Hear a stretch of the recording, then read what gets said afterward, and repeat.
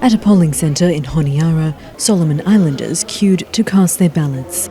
They need to work together to address the issues that really affecting the people of Solomon Island.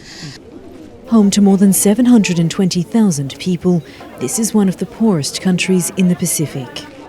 Most of the population works informal jobs. Thousands live on less than $2 a day.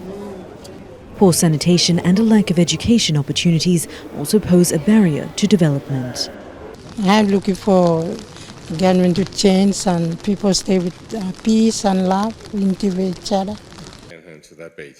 The Solomon Islands has recently become the focal point of US-China competition in the South Pacific, as the two countries jostle for influence in the region.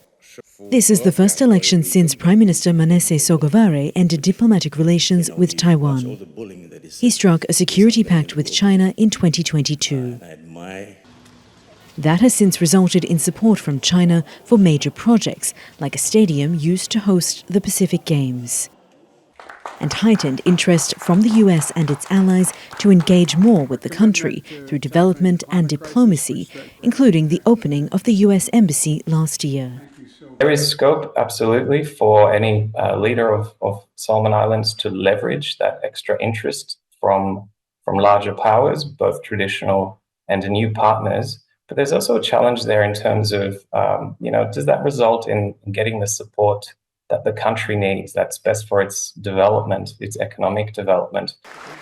The incumbent says he has made the country more relevant on the world stage. But his opponents say the island nation should return to the fold with traditional partners like neighbouring Australia. The intricacies of geopolitics are far from the minds of most voters, but some are asking whether these developments have had an impact on their lives. And now we have diplomatic ties with China. I think for me, I was hoping that will bring good change for this country, but I've yet to see that happen. It could be weeks before people know who will be their next Prime Minister, a decision that may have ramifications well beyond the borders of the archipelago.